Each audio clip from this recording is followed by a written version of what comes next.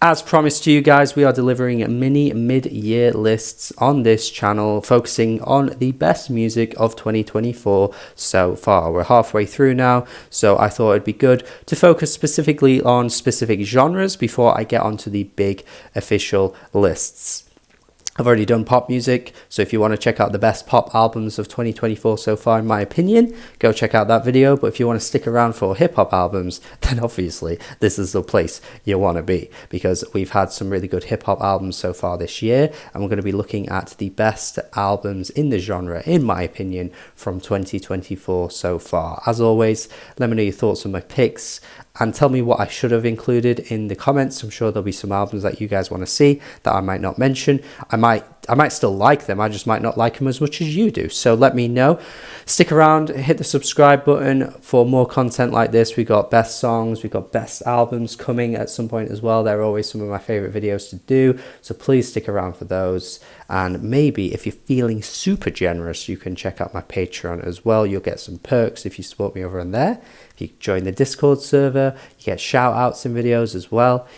Have a think. But in the meantime, watch this video and let's talk about the best that hip hop has had to offer for 2024 so far. Kicking things off with Chief Keef's Almighty So 2. You've kind of got to hand it to Keef really, because he kept us waiting for absolutely ages with this album. It was years in the making of him basically saying the album's on the way, and then it just randomly got rescheduled or cancelled or pushed back in the most Kanye way you could imagine, but maybe like Kanye on steroids times 10, because the way this album had been set up to be coming out for friggin' ages left people waiting. And it was risky to do it like this, because I think it could have really disappointed people, especially if it wasn't very good. But he kind of vindicated himself a little bit here, because the quality was as good as you could hope for from Chief Keef at this point, considering how many albums he's in. But I still think he's actually still younger than me, which is crazy to think, because he's just been in the public eye since like 2011, 2012, which is absolutely mad. Like he was like 15, 16 when he broke onto the scene. Insane stuff. But the quality of the music hasn't dipped at all. I would say this is possibly better than the first one. I know some people might think that's blasphemy to say. I think they're close in quality, so it's not like massively one way or the other. You could say Almighty So is better than the second one, and you could say the other way around. I don't think it matters that much, but the fact that it is so great is just really satisfying. I mean, the beats, his delivery on some of these tracks is just so hard. You've got tracks like 1, 2, 3, Runner. You've got track like Believe, which is way more deeper than he usually gets and focuses on a pretty serious topic, which I think is interesting to listen to from Keef. Then you've got some excellent features from Tierra Whack on Banded Up. Again, another hard banger. Just a really fun, like balls to the wall, banging album from start to end. It's just really, really enjoyable if you're into this kind of stuff. It's got the drill, it's got the trap. It isn't the most lyrical as you would, you shouldn't expect from Keef anyway. But I think if you're a Keef fan, this is exactly what you were hoping him to drop, because, like I say, rivaling some of his best work at this point is really great to see. And keeping us waiting this long was frustrating, but it is one of the best hip-hop albums of the year for me. I hope other people agree with this as well. I haven't seen that many people speak on it, but, hopefully people in the comments can say how much they like this one.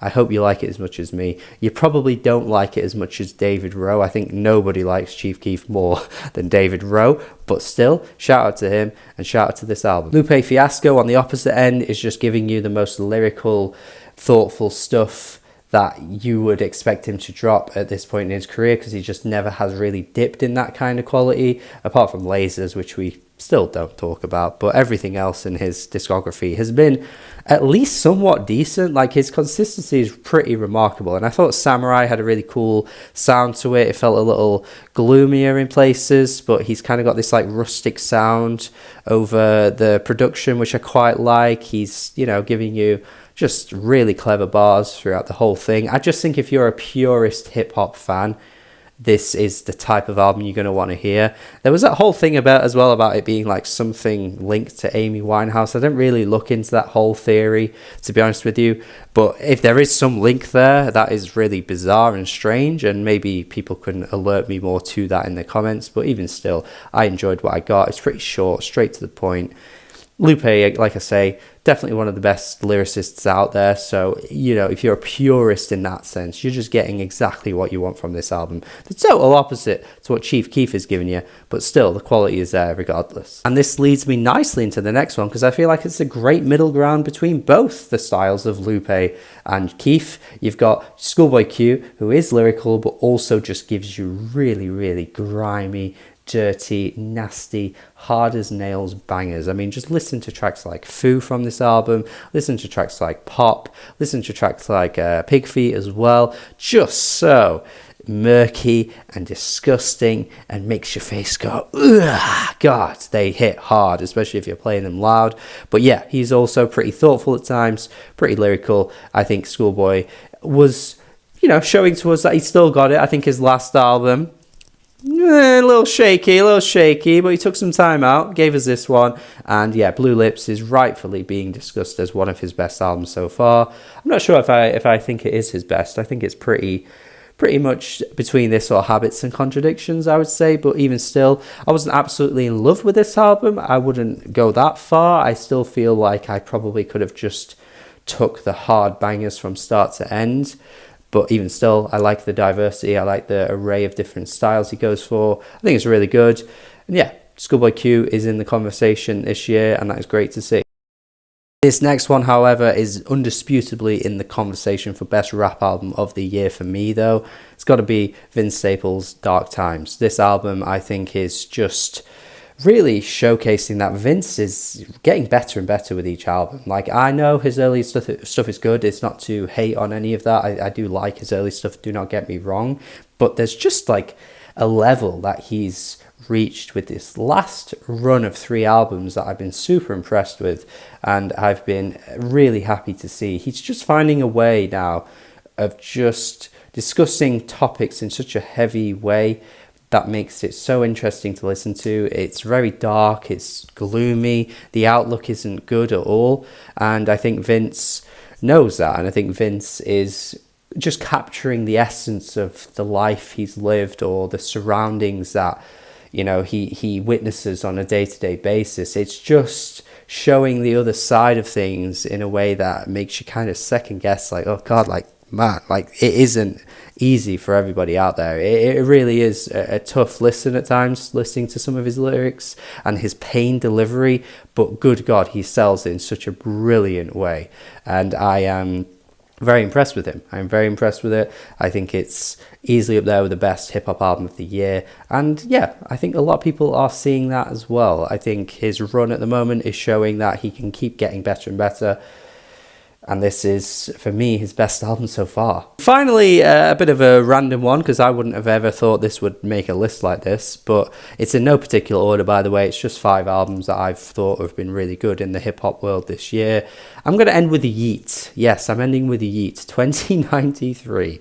I had a lot of fun with this. I think it's a really cool, apocalyptic sounding, dystopian sounding, really cold and icy sounding album that I think captured a really cool aesthetic that I was pretty confident that a lot of other artists would look to and start to maybe mimic or maybe start to copy in their own sound, which we may end up seeing. That could still be a prediction that comes true, but even if it doesn't, I'm glad that we do have Yeet pushing the boundaries of his original style into something that is totally different and totally new, and he really pulled it off. Yeah, very impressed with this.